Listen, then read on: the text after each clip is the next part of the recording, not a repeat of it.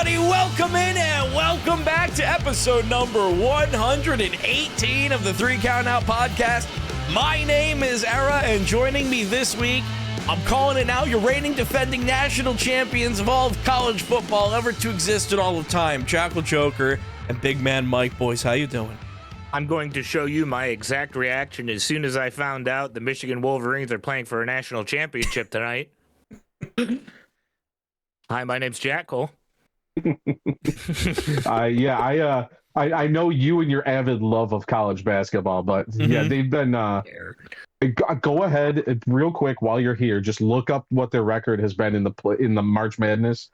Michigan has literally just been belt to ass on everybody. They see a team, they're just like, nah, son.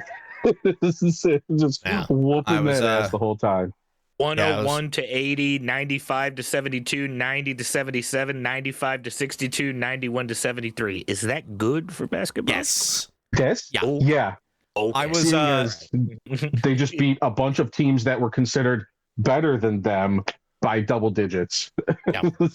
I was watching Pat McAfee show this morning, and they were like, yeah, it's pretty much guaranteed that like Michigan's gonna win this one, so I think you should feel pretty good about that, even though, you know, Pat McAfee is not in the greatest of all of our books after being inserted by TK.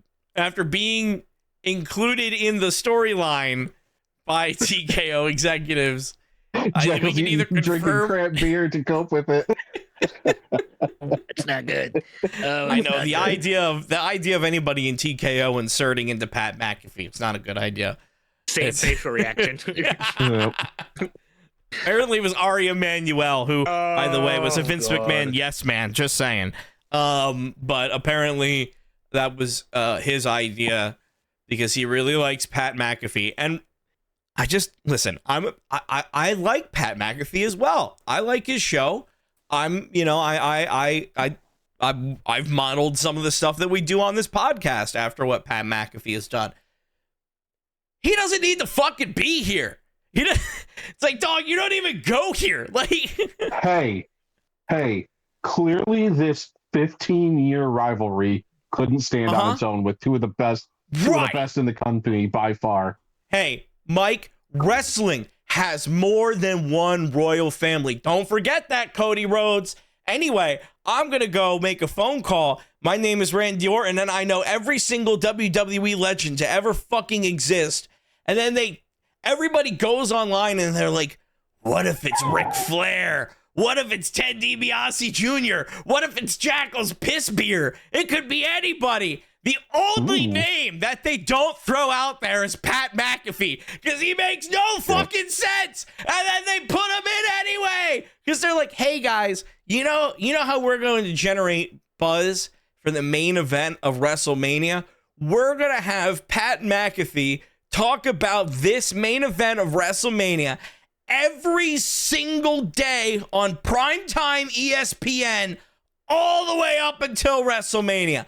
That's why he's included in here. Because TKO went, you can't sell tickets by yourself. We need to put your shit out public. I'm not saying it's a bad idea.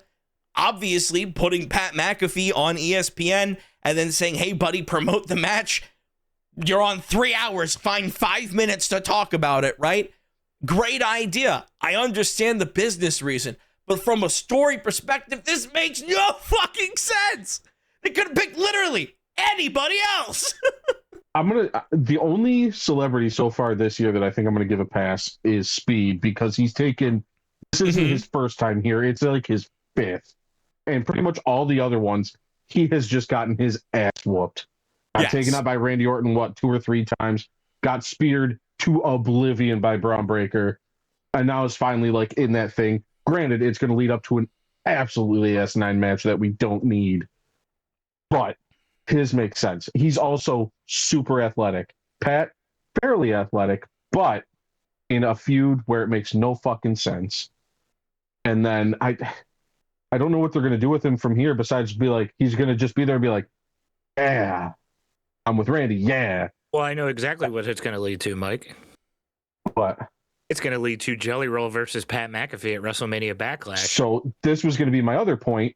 Jelly Roll, who was on the last, 2 or 3 fucking SmackDowns heavily. Oh, very. Not here this week. Thank God. Thank God. Not in the like. And stay out. That's just it, though. Is that they're gonna bring him back? Like he didn't just fucking miss a week. Like what? What are we doing? What the fuck are we planning? It's so fucking messy. I'm going to keep mine short and concise because I feel like the internet has beaten it to death at this point because of how bad it is. It is nothing against Pat because obviously this decision was made above him. This is above Pat's pay grade. This is coming from TKO. If WWE knew about this decision before the show even started and still sent Cody Rhodes out there later that night to shoot on TKO, that's some weird kind of, maybe that was done in a little bit of bad taste in my personal opinion. Albeit I'll never be able to find out because I'm not shooting WWE Unreal Season 67 right now. It's weird. Everybody's talked about it to death because like I feel have a very different perspective than a lot of other wrestling podcasts right now because we know that football world, that ESPN world that Pat is coming from right now, and that ESPN world is what gave WWE a metric fuck ton of money, and at the moment, and they're not even a whole year into it, they're not seeing the profits from it, and they're pissed off already, especially since you notice how those little show letter grading performances, those time to seem to magically stop out of nowhere. Crazy how that one works. So I think TKO saw this as a little peace offering, especially since we know more than likely Tom Brady's gonna fucking show up and talk about it. Fucking Stephen Amell is going to be there to do a little bit on it. They're probably going to have the college game day panel there to do fucking pick'ems on the show or something or other. And like, hey, look, ESPN guys, your college game day boy, Mr. ESPN, is going to be on the night one main event in a premiere role. Look, well, we don't know night one or night two yet. We don't. I think we find that out tomorrow, Tuesday. We already know the time of recording, or we already know the time this episode goes out, but at the time of recording, we're recording this Monday before Raw, so we do not know yet. Jackal's assuming night one. Well, yeah, night two being Punk Roman. Yeah, I'm assuming that's what I assume. And because it's the bigger match or whatever. Well, at the moment, it's kind of like similar to last week. It's a low bar.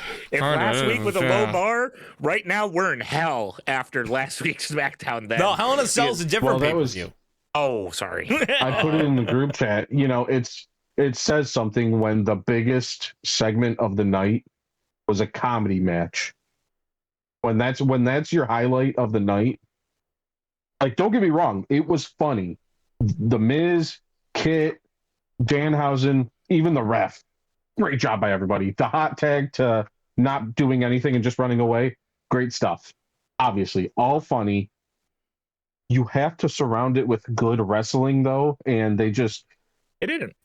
No. It didn't. And I am trying to be different than most people talking about this at the moment. I don't want to just sit here and bash on how negative it is because, again, it's been done to death over the past couple of days. And I've thought of two alternatives in a way that they could take this story. I'll hit on them both very quickly. Number one, the very obvious one I feel, but it's going to make everybody roll their eyes, is that Pat is actually a lapdog for Dwayne right now because exactly.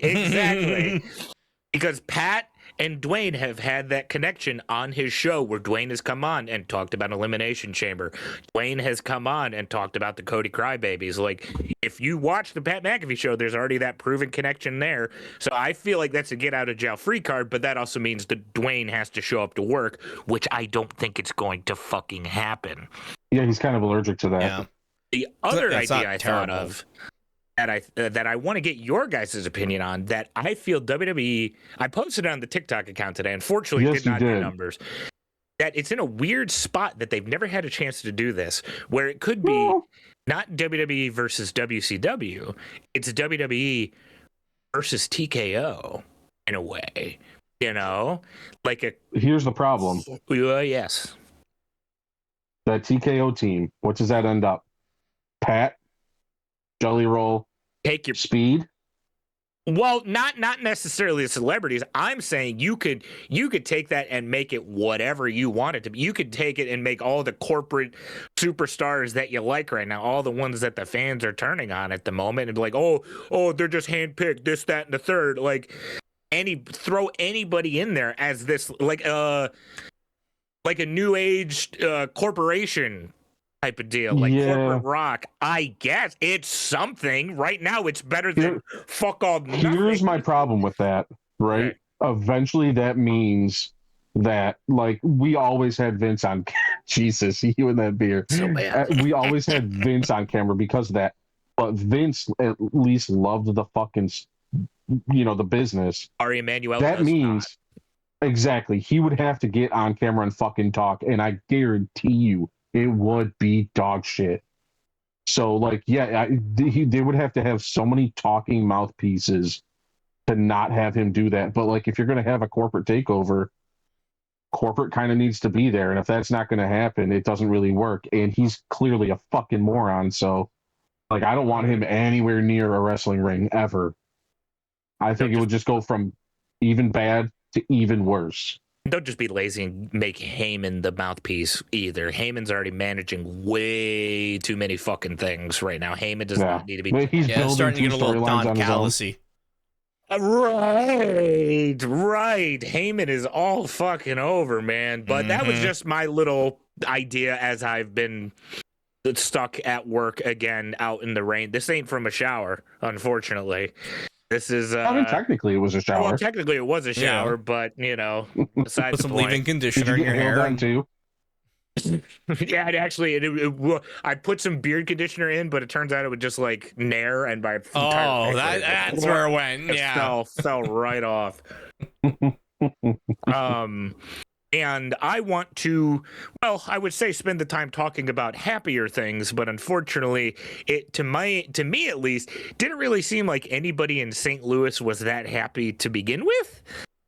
Well, wait, real quick before we go on to Stand and Deliver. I just want to. I have one other thing because kind of Pat McAfee getting involved in WrestleMania, I think brought it brought something to the forefront here, where they're no longer going from WrestleMania to WrestleMania. They are treating WrestleMania like any other PLE, and they are planning these out, a month, maybe a month and a half in advance. And in Pat McAfee's case, like 3 weeks. So I put that TikTok out last week of the spectacle of WrestleMania being lost, and something that I saw a lot in the comments were people saying that WrestleMania should go back to one night. Do you guys agree? Because I do. I think they should go back to one night. I think they should go even further. They should take away the fucking gimmick pay-per-views, take away the War Games, take away the Money in the Bank, put that shit on WrestleMania so that way you can fill your one-night card jam-packed with a Money in the Bank. You can have a fucking...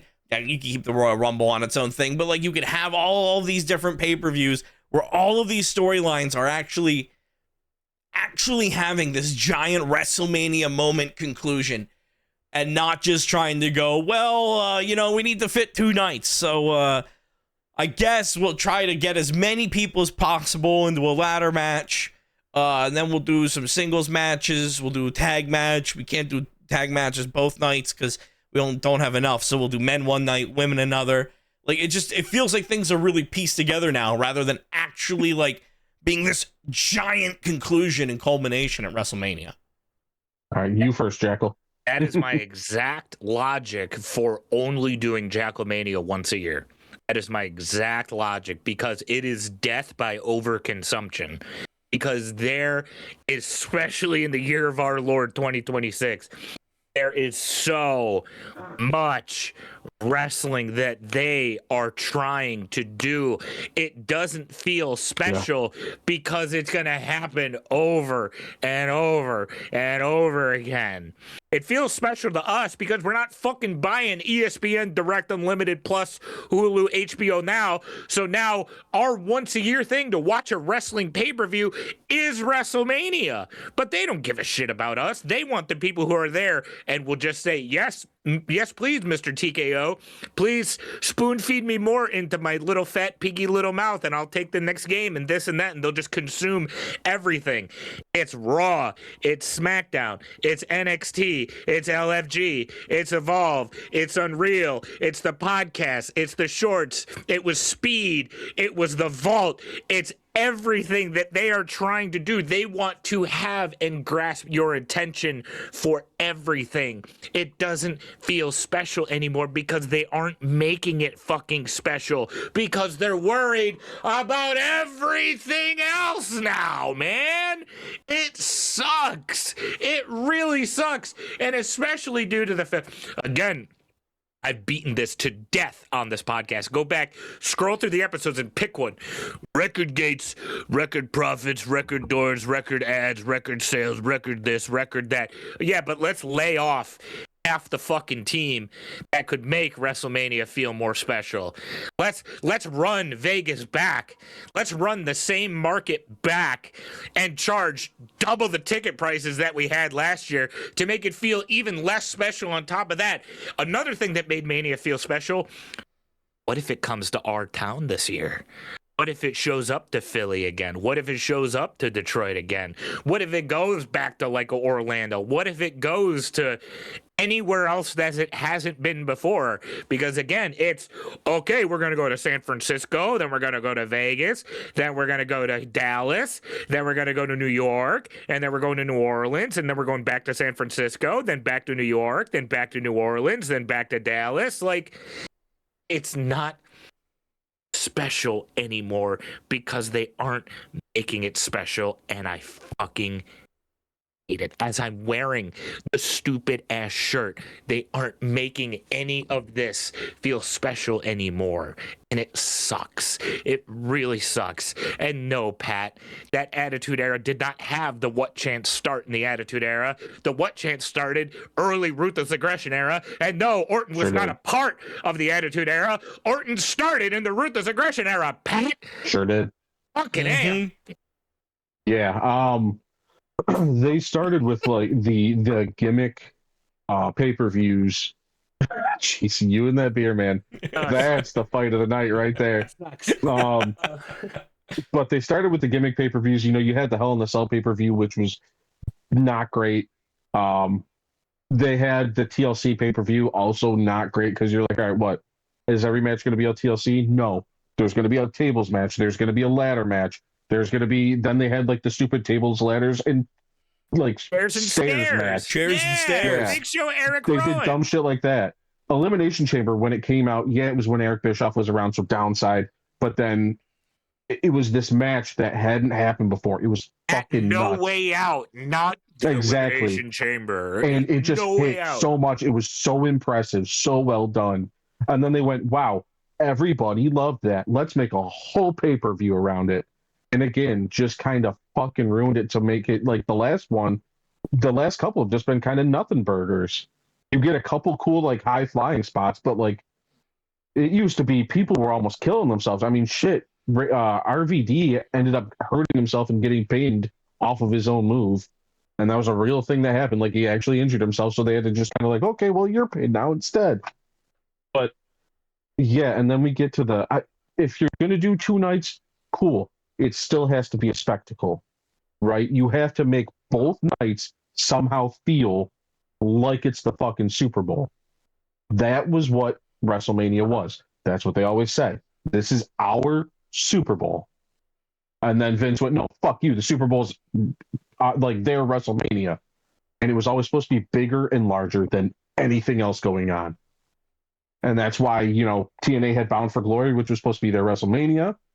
And nobody could compare. WCW couldn't compare. AEW, when they first showed up, it was still like, do you have something like WrestleMania?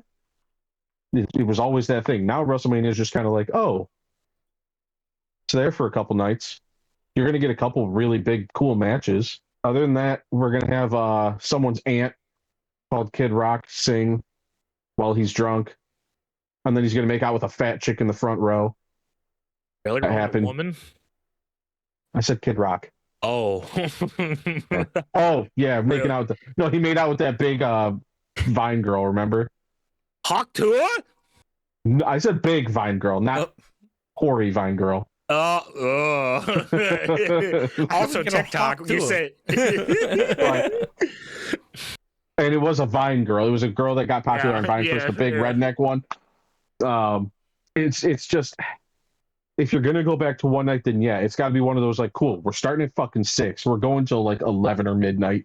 Yeah, there's gonna be a halftime show that's gonna be massive. We're gonna have a bunch of bands play people down. That's the other thing they need to do is make your superstars larger than life. Have them have real entrance songs and not just generic fucking bullshit. That's a different story and a different conversation, though. It's just, they've done a lot to just make their own product not important.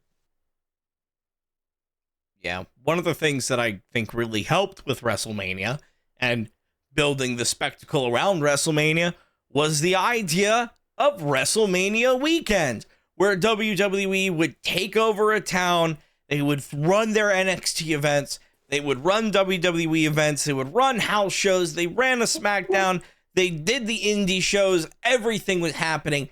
And this year, WWE decided to take something away from WrestleMania weekend because NXT Stand and Deliver already happened. It was last weekend. Yep. Quite honestly, I don't know if Stand and Deliver should be its own thing. I think Stand and Deliver being on WrestleMania weekend really helps the atmosphere of Stand and Deliver. Well, before we even get into it, it was something that we had talked about before, and after watching last night, I think it's doubled down. It used to be a show where, yes, there was developmental, there were people coming up, like that's how they're getting popular, that's how they're learning the WWE. But then Black and Gold era, we also had a lot of indie guys that were big fucking names already that were putting on bangers. They were putting on AEW type matches where it's like, this might be my fucking match. This might be the one. Who knows? And they were just all amazing. They don't have the star power anymore. And so if they call up some of the people, we think they're going to call up, boy, oh boy, is it going to be real bare bones. It's not the indie wrestling era NXT anymore. It's the NIL era. It's these college kids that are super mad fucking athletic. No one knows who the fuck they are, and since they're athletic college kids, as a almost athletic college kid at one point, they have personalities of used fucking napkins, bud. It's kind of hard for them to care about it because the only thing that they've grown up that they know doing is wake up, go school, eat food, work out, go bed, repeat. That's it. That's all they got. Thank God Obafemi has the gimmick that he has, because if he didn't, he'd be... Yeah, they got real lucky with Oba, with Trick, with Sol Ruka, Kalani Jordan, like those four. Kendall Gray, that's it. She's going to end up super fucking popular because she's one of those ones that can just go nonstop, and she puts on a fucking clinic. Yeah. But like JC Jane's probably going to get called up, so it's going to be Lola Vice against Kendall Gray for the next 14 months. Yeah, maybe. Let's because Monroe's still there. Yeah, Blake Monroe is going to be dealing with other things. She's there. We'll talk about it, but let's talk about right now the triple threat for the NXT Women's Championship. Lola Vice defeating JC Jane. And Kendall Gray. So Lola Vice, you're it was a good match. Mm-hmm. Yes, very good match. It was a really good match, except for fuck St. Louis. It was, well, I was gonna say it was a really good match, except for JC Jane's unfortunate issues that caused the screen to be blacked out repeatedly. Yeah, the repeated blackouts. Don't get me wrong, I understand, totally get it. I black it out. Well, I get it, but This is not the first time in the last this is not the first time in 2026 that this has happened. This has happened multiple times this year. Can we fucking put them in actual tops? Okay? Yeah. We can leave the fucking sexy attitude era diva shit. Can we leave that? Can we be done with that? Can we actually just have women wear normal clothes? In the span of 2 weeks, it's happened 3 times. Exactly. Stephanie Stratton, Charlotte Flair, JC Jane, and JC's. It was blacked out for like a considerable amount of time. About 15 seconds. About 15 seconds. I'm a pervert. I'm not that much of a pervert where I need to be hunting on the internet to try to find screenshots of this. And like wrestlers are coming out and saying, hey, if you see screen grabs of this, can you kind of, I don't know, maybe report it, take it down? Like all these fucking freaks that are going, well, I gotta find it. I gotta hunt online for it. I gotta see it. Wardrobe malfunction. No slip, no censor. It's so fucking weird. That is moments where I absolutely despise being a wrestling fan. And another moment I despise being a wrestling fan is looking at the high school gym in St. Louis that they fucking rented. Here's my recreation of everybody that was there that night.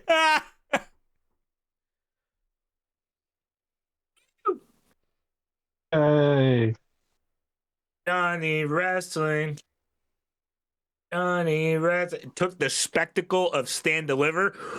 Whoop, there goes out the fucking window because my God, that show needs to be in a stadium. Mm-hmm. That show needs to be in a stadium. The fact that was in an arena that was almost smaller than the NXT arena, I'd say, that looked bad. I mean, I'm glad it was free on YouTube, but that was bad. Yeah, and I was going to say, that's the only thing that saved it, is that this shit was free.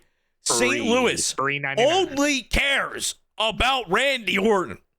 That's it, dog. That's it. That's all they care about. Yeah. Randy Orton was not on Stand and Deliver. They didn't give a fuck. No. And you know what? I don't blame them. I don't. If Randy Orton's your fucking guy, and if he's not at the fuck, like I would assume maybe he would show up in NXT or something. Stand and Deliver. It's a big event. Maybe you get to see Randy Orton. Nope. You just get normal fucking kind of half-baked NXT shit. I know NXT is developmental, so I don't ever like being too hard on it, but I think we can be hard on this next match. Some of the matches were really good, but it's just when the crowd's not in it, it fucking hurts, man. Like, it just takes so much out of the whole show. What about the next match? Yeah, so the next match was a tag team match for the NXT Tag Team Championships. The Vanity Project. And you saw what I mean by the guys that look like they roofie your drink. And they, unfortunately, are going to continue to look like they're going to roofie your drink because they defeated Los Americanos, which I did not think was going to happen. I legitimately thought Los Americanos were going to get some gold there. They are over as fuck, and I'm very surprised. But at the same time, I understand they probably just wanted to put some new guys over and try to build some credibility. There's that. And all this did was remind you that allegedly under these masks, this is just all pure speculation on my part, could be anybody. But Tyler Bate, Pete Dunne, maybe Omos. But Tyler Bate and Pete Dunne, maybe. It showed how good they still are in the ring. Like, they put on a fucking clinic. They were doing amazing. And then they still had to do that stupid thing in the fucking mask spot, which I hate. I get it. They're having the time of their lives with those characters, but man, they're so much better than that. And then, they had to lose to the guys in the fucking whatever team. God. Frat boys. They're just so goofy looking. They look like frat boys. They look like they shouldn't be in a ring. They have some cool stuff they do, but holy shit. Yeah, they need some work. I understand that kind of the NXT way to bring somebody in and make them a big deal is to put some titles on them kind of right at the beginning, throw them in, see how they do, take it off, let them build, and then come back. I get that's probably what's going to be happening here at the Vanity Project. We're probably not going to hold on to it for too much longer. But at the same time, this is Stand and Deliver. You could easily have them just drop this and just do this right now. Put it on Los Americanos. They're insanely popular, especially on any of the AAA shows. So giving them an NXT belt would be a reason to watch NXT. I don't watch NXT every week, but when I want to watch a Joe Hendry thing and I know he's doing something on NXT that week, I will turn on that for that part of NXT. You seek out what you know you're going to get. So if they put a belt on Los Americanos, it probably really would have helped, but they didn't. Now, Vanity Project, they have quite limited repertoire, but luckily the next match was not one with a limited repertoire because it was a singles match. Sol Ruca defeating Zarya by pinfall, and boy, I think this was actually one of the matches that really delivered for what people were like expecting. Like, people wanted crazy shit. They wanted Sol Ruca being Sol Ruca. They wanted Zarya being the powerhouse. That's exactly what you got. And like, these two have amazing chemistry in the ring. So I definitely think this is something where we're seeing this probably end now in NXT, but as soon as they're on the main roster together, we'll be talking about this WrestleMania next couple of years. Yeah, I kind of got very similar vibes as, again, someone who doesn't watch NXT that frequently. That this feels very like akin to a Carmelo and Trick type of deal, where it's a capstone to their NXT story, but it is still very much open to where they are both on the main roster. You can just open it back up again and kind of pick up where you left off type of deal. There were a lot of people that were happy Sol Ruca won, which I understand. She's super popular, super over. I think if they're not going to put her in the main title picture for NXT, they're probably going to call her up. Wouldn't surprise me any. But if you're going to call her up, having Zarya lose while she's already been losing a lot, people are like, oh, she'll be fine. Really? Because she hasn't been so far. So how does losing to Sol Ruca also make her fine? It doesn't. This is one of those matches where if they are calling Sol Ruca up, this match made no fucking sense. Because all you did was prove that Zarya can't win the big one, and she hasn't been winning to begin with. You brought her in and have had her lose besides for being with Sol Ruca. So if they're going to keep her around and have her go for the main title and have Zarya go for, like, you know, the North American title, fine. That makes sense. But if she's doing anything towards going to the main roster, this was, I think, a stupid decision, because you just made one of the people staying behind that already doesn't look great look worse. Yeah, I think Zarya has a lot more time left in NXT. Last week I kind of talked about how I thought if Zarya did lose, that this would kind of lead to kind of a little bit of like a monster Zarya, right? Like someone who's just going and kind of ripping and tearing her way through NXT. Hopefully. So yeah, but that's what I'm saying is, like, that's how this has to go now. If Sol Ruca is not there, Zarya has to kill everybody. Like, she has to be. It has to be that her only kryptonite was Sol Ruca. You know, like, she that's came what in this at the has to same be. time as Jordan Grace. Correct. And Jordan Grace, where's she? Catering on SmackDown, baby. Yep. On that out last week. Yeah. So we'll see what's next for Zarya. We'll see what's next for Sol Ruca. Women and TNA and just never mind. Well, Mike, she's decorated in TNA, so they gave her a special My Rise character that you can unlock in 2K26. Oh, that's true. That's as much as she gets. Yep. Bronze. Fuck. Yeah. Not even no, hers, yeah. 200 hers is just giant. Yeah, 200 stars for a maximum height Jordan Grace that just has all of her move set and the little purple health bar that, like, the giant characters get. They just took the slider and set it to 7 feet tall. Yeah, just max. Yeah, like 7'4". Yeah. 200 stars, by the way. It took me 3 days to do that. Anyway, game, by the way. Anyway, I think Zarya still has a lot of time left in NXT. I could definitely see Sol Ruca getting called up, which I think probably is the spot for Sol Ruca. You can kind of cut this just by virtue of space, and, like, hey, let's say at the Rumble they're both in at the same time. Zarya goes after Sol Ruca, right? Like maybe this is like, hey, when I see you, it's on sight type shit. We'll see. I think Sol Ruca is definitely going to be called up, though. I think she's one of those big stars that are kind of on their way out, and a star that is on his way in, or I should say, is definitely a star now, is your NXT North American champion, Miles Bourne, who defeated Johnny Gargano. Johnny not depressed anymore. He actually used it to his advantage in the match. He played possum, and then he laid down, and then he kicked Miles Bourne in the face, and Miles Bourne kicked out at 2. Solid spot. I was underwhelmed with this. I kind of expected a lot more. I don't know if that's on Johnny or Miles, albeit, but boy, oh boy, it was like, okay, here we go. Johnny Miles, I'm ready for something, and it's done. Yeah, I think they cut it in time.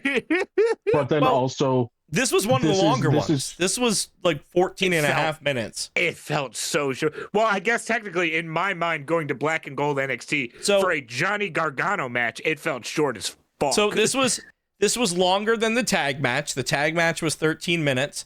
This was longer than Sol Ruca and Zarya. That was also 13 minutes. It was longer than the next match that we'll talk about for the NXT North American Women's Championship. That was 13 minutes. And the Fatal 4-Way was 16. So this was one of the longer matches on the card. It was just that fucking slow.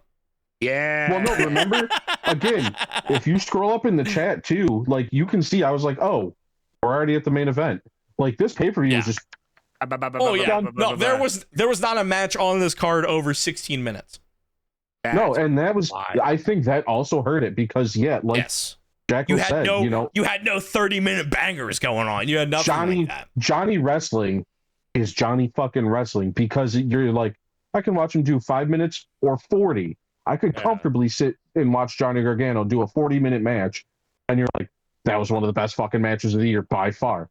Problem is, again, what we were just saying, not a lot of stars in NXT he can do that with anymore. Yeah. No, and I think Miles Bourne is going to be a star in NXT, definitely. But he has some... Yeah, but I don't know if he's ever going to have a match that long, ever. Like, I think the days of those type of stars in NXT are gone. I don't think we're ever going to have that type of match ever again. I don't think we're ever going to get... So NXT is literally just going to be that place where you're like, oh, that match was pretty good. Match was decent, you're getting something halfway, but... Still missing the overall grandeur. The next match, Tatum versus Blake, felt longer because it was better. Yeah. Tatum versus Blake for the NXT Women's North American Championship. Tatum Paxley defeating and retaining. So Blake Monroe doing something now. We'll see. I don't know if she comes back for Tatum or if she turns her attention towards the main championship. I kind of don't know. Part of me also wonders, is this a Blake Monroe call-up? Because you could easily have her do shit on the main roster.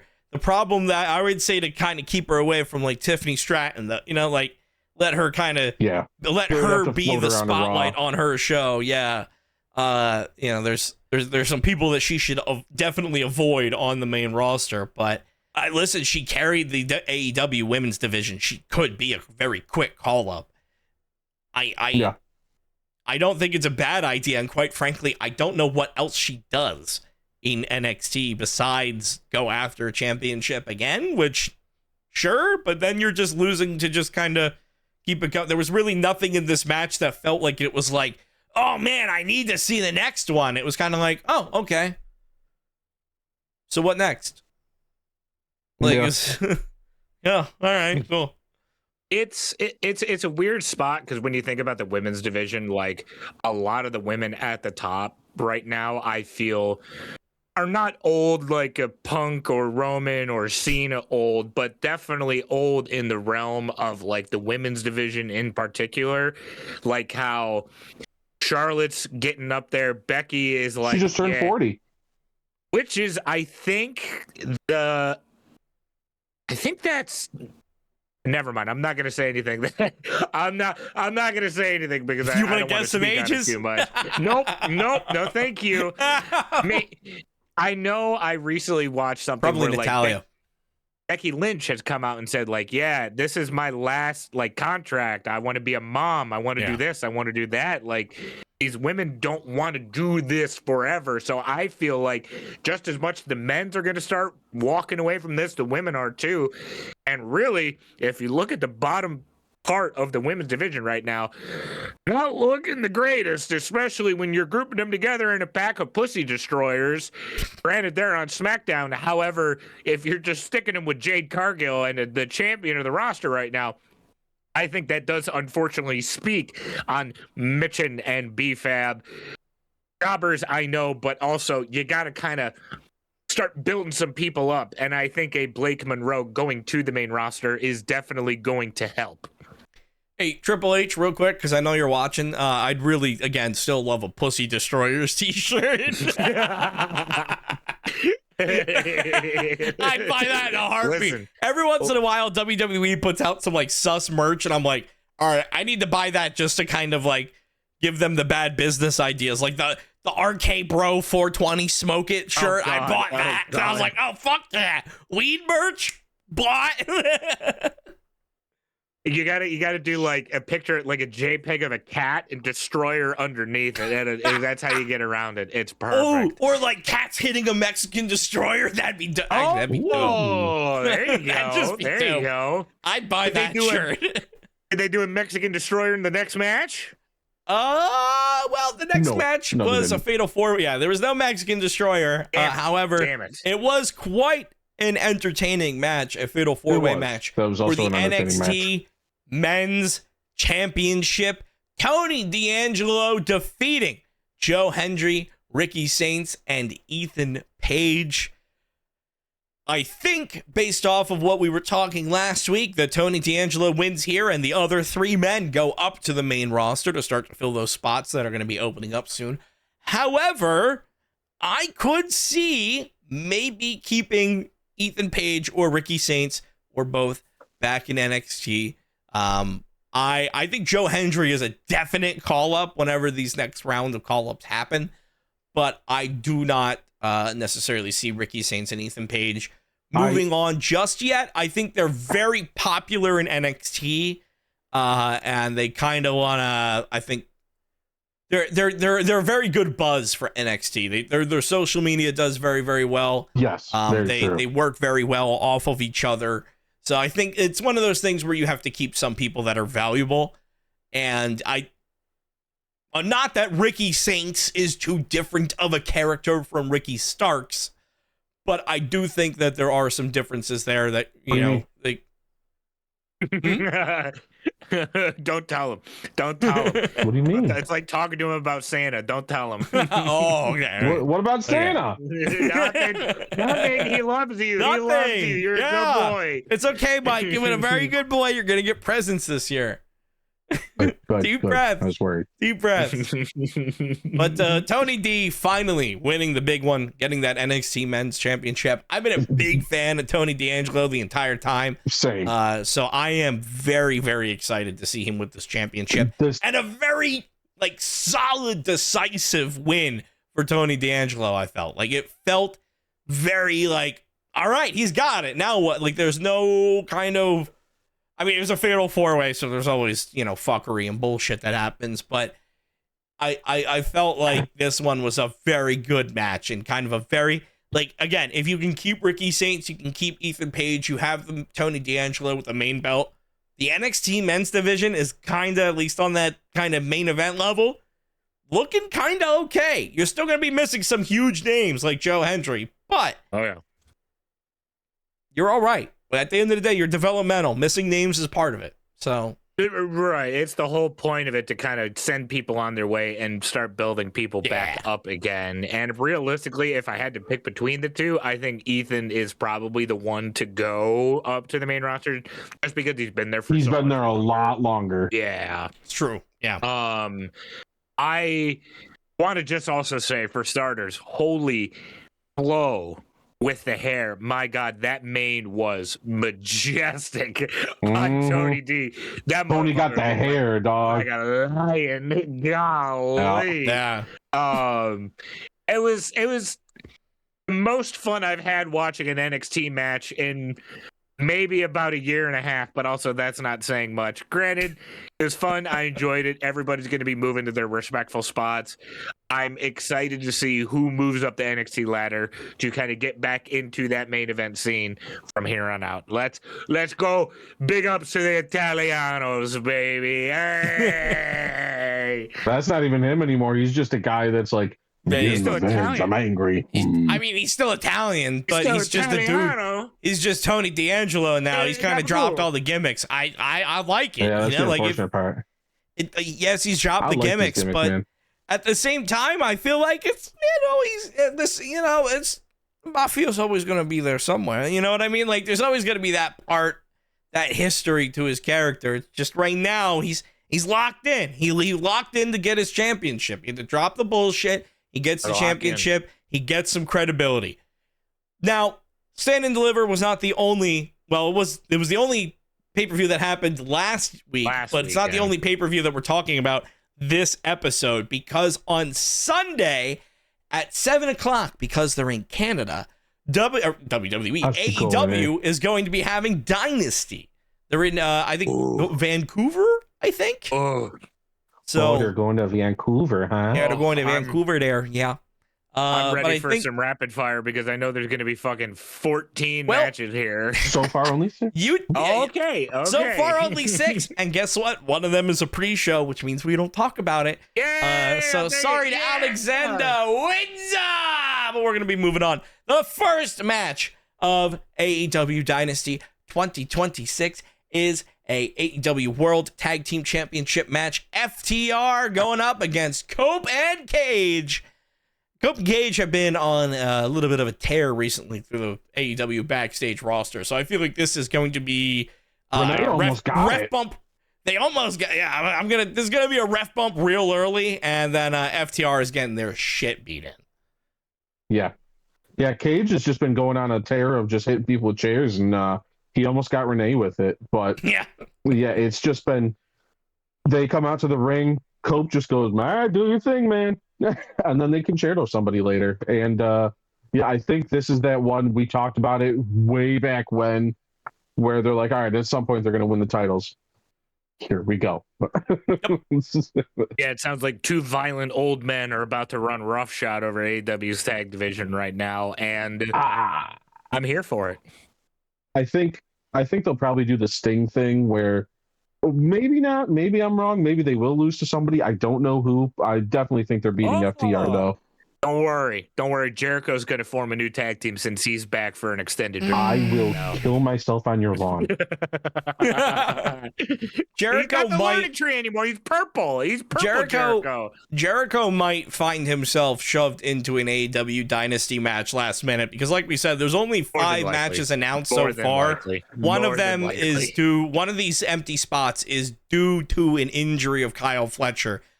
Ripping his meniscus from the bone on AEW Collision. So he'll do that.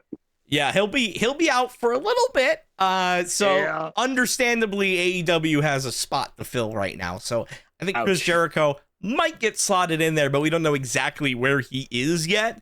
One thing that we do know though is that there will. Yeah, he'll be on there somewhere, and we don't have to like it, but you'll probably like this next match. Because this next match is a singles match for the AEW Continental Championship. We have Jon Moxley going up against Will Ospreay. If Ospreay, a great match. This is going to be a great match. I want to just, if Ospreay had not been doing the flippy shit right now, if he had saved this kind of initial comeback for this match, that's not what I thought I'd be a little bit more kind of interested. I think. Well, I think there's something that will interest you. Oh, please, do tell. Because Death Riders, there's this nice big group. Mm-hmm. Ospreay did take a trip to Japan,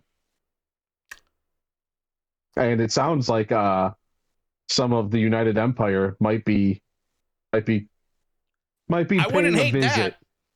I on wouldn't hate Saturday. that. Listen, this is the thing about the AEW Continental Championship is that it has its own set of rules, which for the time being, Moxley has kind of upheld, of like people not being at ringside and all of that kind of stuff happening. So I don't know if there's going to be fuckery in this match. I think the story that I would have liked to see here, would have been like, can Will Ospreay still do it? We know he still can. Now it's a question of, is he healthy enough to beat Moxley? But I think it should be like, can he even still wrestle? You know, like he gets this match because he's Will Ospreay. He gets put in this position, and maybe we see him in the beginning of the match get the absolute dog shit beat out of him, and it's like, man, maybe Will Ospreay can't fucking do it anymore. Maybe he's then actually injured, that he can't, go off the top rope or whatever it is. I don't know. I feel like there could have been a little bit more story, but at the same time, I'm not going to complain with this match. It's going to be a fucking banger. It's going to be awesome. Mm-hmm. I'm very curious as to how this plays out, because I think the general consensus from a outsider perspective looking at AEW is that somehow, some way, Will Ospreay makes it to the main event before they make it to Wembley. So I don't know if that means he makes it there with the Continental title or if he does it without it. Regardless, I'll pick whatever gets Will Ospreay making sure that he comes out in Wembley Stadium as late as humanly possible. Yeah, so let's do some pick'ems for this one. I think especially with Ospreay having Wembley on the horizon, I think Ospreay wins this one. Bruv, give me the bruv. I think if they have Mox have a fucking banger with Takeshita and beat Takeshita just to have him go and drop it the very next time to fucking Ospreay, I think that's a slap in the face to Takeshita. So I'm going to say Mox by some clear fuckery, because obviously there's going to be some gang warfare around the ring, but I think Mox wins this one. I don't know if Ospreay takes him out at some other point or what, but I don't know. I think this should just be one of those wonky wins that, like, you're like, oh, Takeshita can't get it done, so he's not nearly as good as Ospreay if Ospreay wins. And Ospreay just comes off of being, repaired. If Moxley does win this, and there is some of that gang warfare fuckery, I wouldn't hate for them to run this back at Wembley with some kind of stipulation. Yeah. So you're kind of making sense, but I'm gonna stick with Ospreay because I think he just holds it to Wembley. But man, we could probably see that. Regardless, no matter what happens in that match, the next match is going to be. It's going to be a slaughter because of the people that are involved. Andrade El Idolo going up against the Cuban punching bag known as Darby Allin. If Allin wins, he gets a future shot at the AEW World Championship. That's it. That's what it's for. I think if Andrade wins, I think he gets nothing. I legitimately think Andrade is just there because MJF paid off the Don Callis family for protection. I think you might be right. I think you're right. Yeah.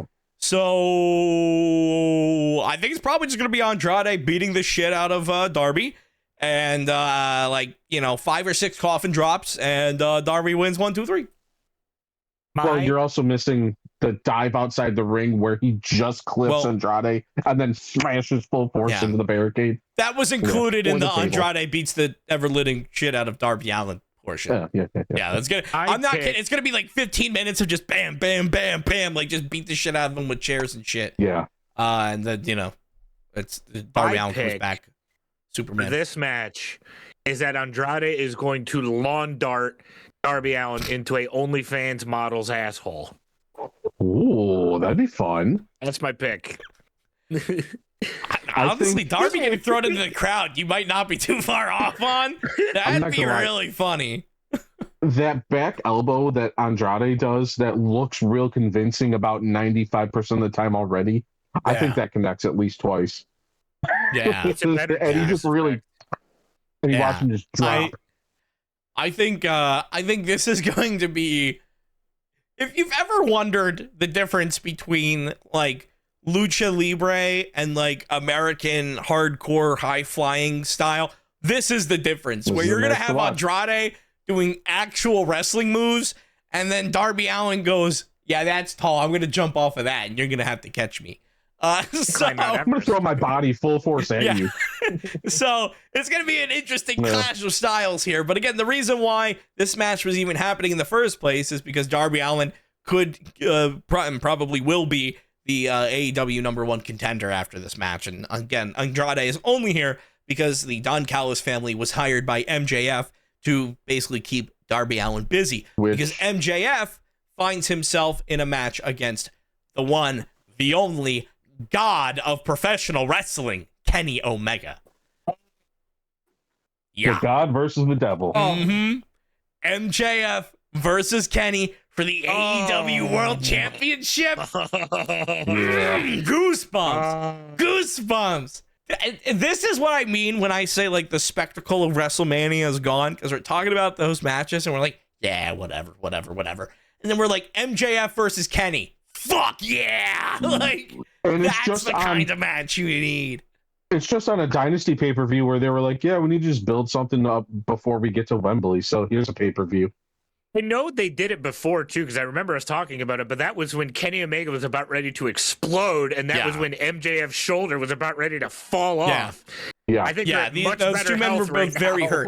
Kenny is still, I think, legitimately dealing with some of those issues still.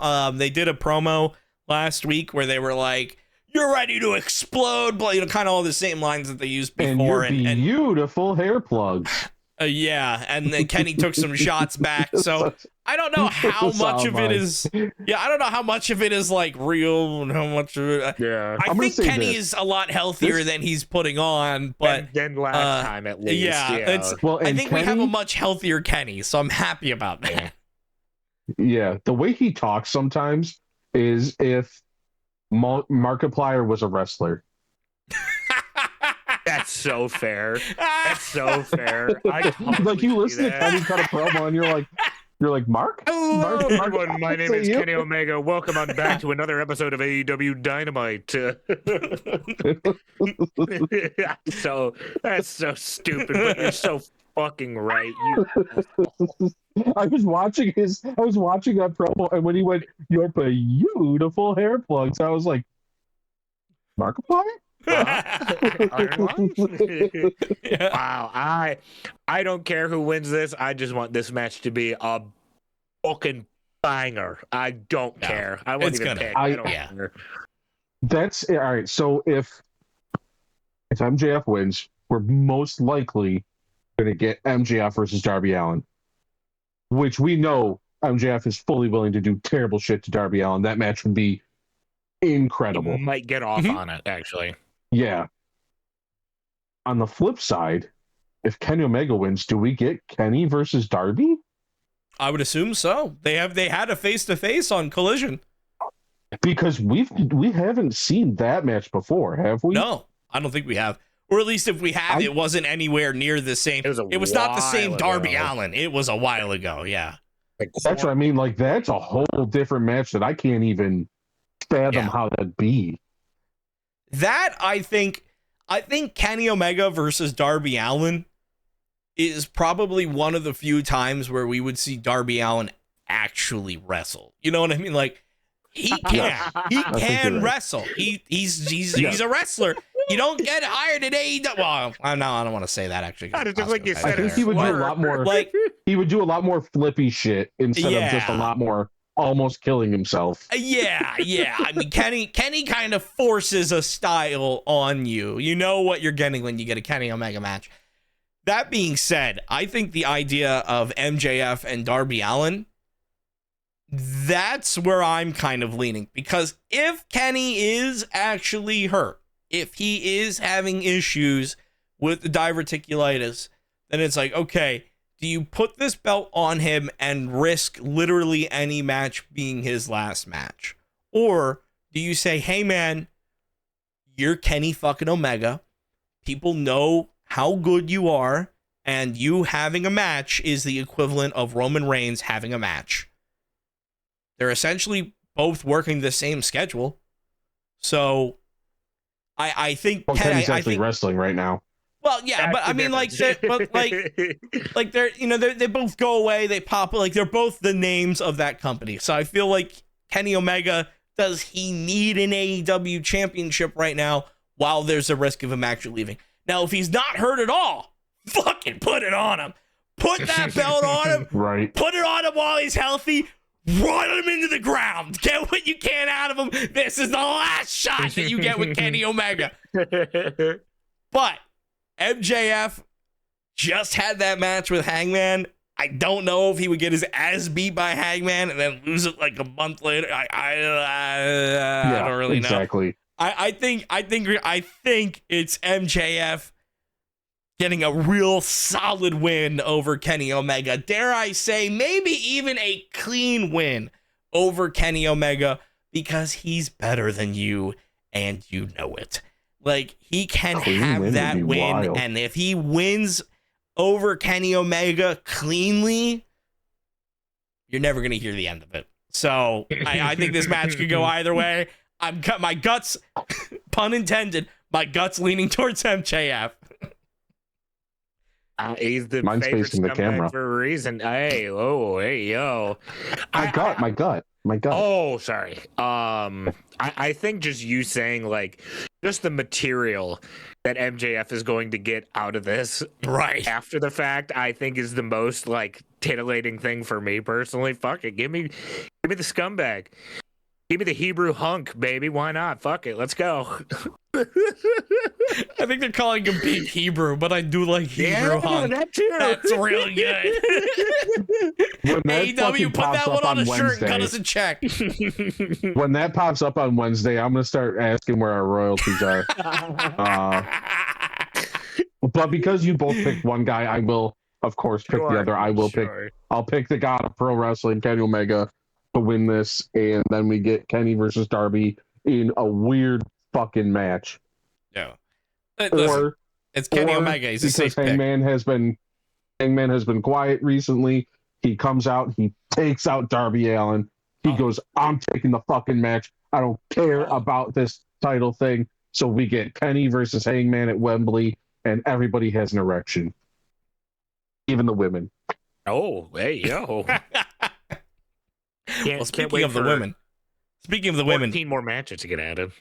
We do have an AEW Women's Championship match to talk about. Your reigning, defending AEW Women's Champion Tekla going up against Jamie Hayter, not with Alex Windsor at her side, because Alex Windsor is involved in the pre-show. I mean, maybe if they go on last, but I would imagine Alex Windsor has a pre-show match against Marina Shafir. She's going to get her ass beat. So it's probably going to be Jamie Hayter by herself. Yeah. I'm not a huge fan of Tekla's championship run. Something about it just hasn't clicked with me. I don't know that Jamie Hayter wins it here. I think this is kind of saying, hey, Chris Statlander, go take some time off. Go take a couple months to yourself. Jamie Hayter, you're going to be set up to win this shit at Wembley. And then we get Jamie Hayter versus Chris Statlander again, which I would not be opposed to. I think we're going a different route. No? What do you think we're doing? I think, as again, I've been posting the update of the belt countdown. It's true. That's true. She has not been seen on TV in a while. Somebody is now no belt Monet. I think Tekla wins this because she's the big bad guy right now. And I think to close out Dynasty, we get the comeback of Mercedes leading up to Mercedes winning it at Wembley. Because who's going to draw big money? Mercedes. So I think that's how they do it. I think Tekla wins, and then we get Monet brings in the Monet. It could work. I could definitely see that happening. Mercedes Monet has done she has fulfilled that promise that she kept of winning all those belts and legitimately putting people over on the way out. I think she had one that she had to just like vacate. The last one. I think I saw that. Yeah, But- the last one because they had trouble transporting her.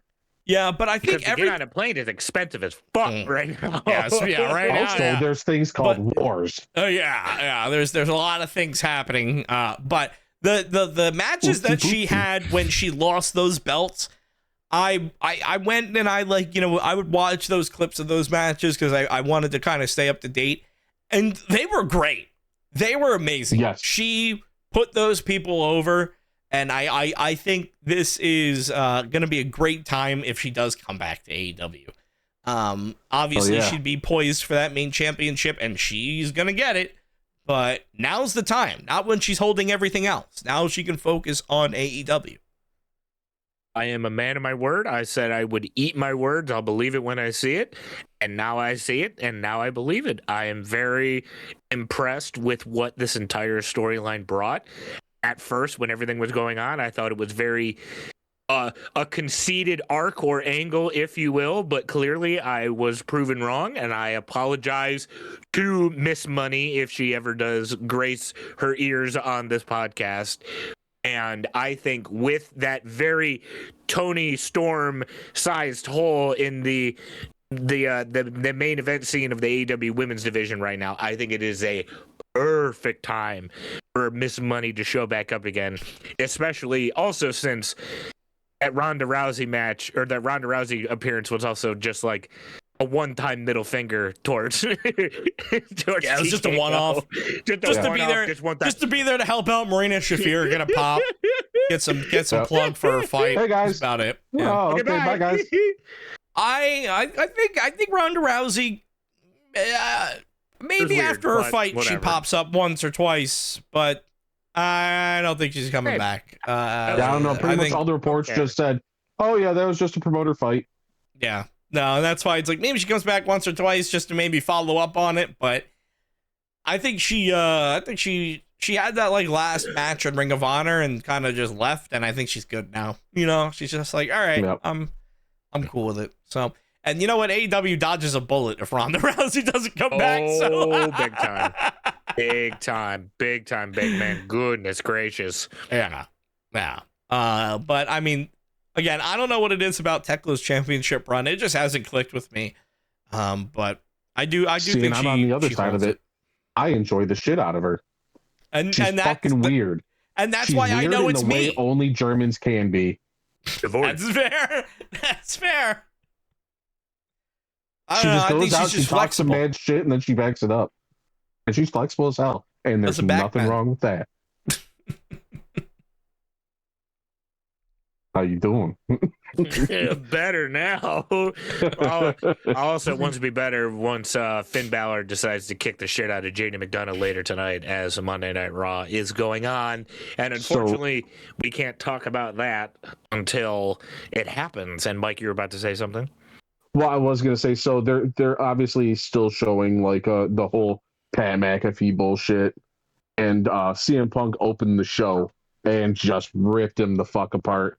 He's like, "Hey, cool, that guy that brought you in paid you all the money to help promote WrestleMania. How about you tell him to also lower fucking ticket prices?" Yeah.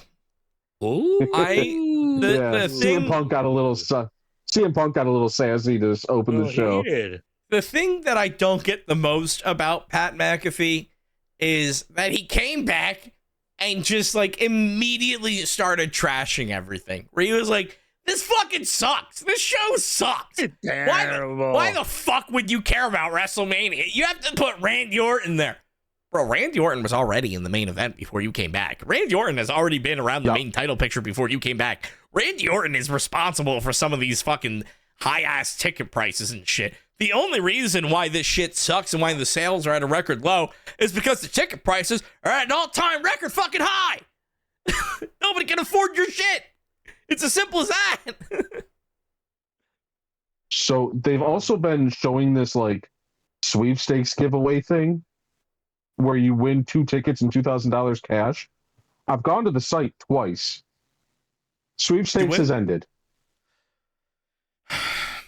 They keep on showing the fucking ad every week. How am I supposed to enter when it says sweepstakes over? Oh, well, actually, when we end this, I've actually talked to Hunter. When we end this episode, they're going to reopen it back again just for us. It's perfect timing. Only we get to know, though. You guys listening to it when it comes out, too late. We entered it, and we're probably not going to win still, but we got to get back in it. Well, no. To be quite honest, because we're not big, fancy, influencers, so we don't get to win that stuff. Listen, to be quite honest, I even if I won tickets to WrestleMania, I don't know if I'd be going this year. But what I am excited for WrestleMania this year is watching you guys react to it live, because you can catch Jackal and Mike and probably Ina, who knows nothing about wrestling, but it'll be entertaining anyway. Watch WrestleMania over on Jackal's Twitch channel. It's going to be a fun time, and it's going to be a great supplement, because it's the only fucking way I'm watching it. That's fair. It's a lot easier to pay $30 when you got three people paying for it. And it'll be uploaded to the 3 Count Out YouTube channel as well at some point. So make sure you hit that like button, hit that subscribe button, hit that notification bell, so that way you are notified whenever that goes up, whenever we post it. You can also find us wherever you get your podcasts. Make sure you hit that little follow button if you're on Spotify. Leave us that rating. It helps out a lot. We're also 3 Count Out Pod on all socials. And if you go to w.gg and use code 3count, you can save yourself 10%. If you want to find more of me, you can find me over at twitch.tv/EraV1 or youtube.com at EraV1Music. I have new music out now. Please stream the fuck out of it. Absolutely forever. Just put it on loop. When you go to sleep, just keep listening to it. When you're in the shower, listen to it. Put it on when you're with your significant others. My sex music. Oh, yeah. Hey, listen, it's a good tempo. Well, self-sex, but, Well, that's between you and God, Mike. If you didn't enjoy God and things, Spotify. You didn't enjoy the things I said, don't worry, I'm currently inside Tony Hinchcliffe's house right now, stealing his microwave plate. But if you did enjoy the things I said, don't worry. My batteries I took from him. /JackalJoker or youtube.com/JackalJoker work just as good. Yes, keep on listening to this, watching us. Make us cut out our pictures and make creepy little collages of our face, and maybe specifically Jackal with those headphones. Nice headphones, if you don't like me, that's okay. I'm going to be bashing my head in every time Tony Hinchcliffe opens his mouth. Well, you bash your head in. Jackal's got those new headphones. You got to keep those in one piece. Yeah, I can't break these. I can't break these. We can break the other ones. I can't break these. They're very new. Okay, please don't hurt me. That, and I do know that if you broke those, somebody else might also actually kill you. So you know what? Yeah. I'm not even gonna get on the floor. Yeah. Hey, my shoulders are pinned on the chair right now. Does that count? Sure. Mike, Okay. I feel like I get the pin every week. You want to take the pin? I'll count it. I don't want to hurt the headphones. Yes. Yeah. My dick. Okay. I'm hard. It's okay. He's kind of hard. He's on it. Just please He's on pin. it. 1, I'm chubbing. 2, I'm chubbing. It's getting 3. harder. That's it. Ring the bell. Okay. Good. You chub it? You chub it? Yeah, a little bit. Yeah.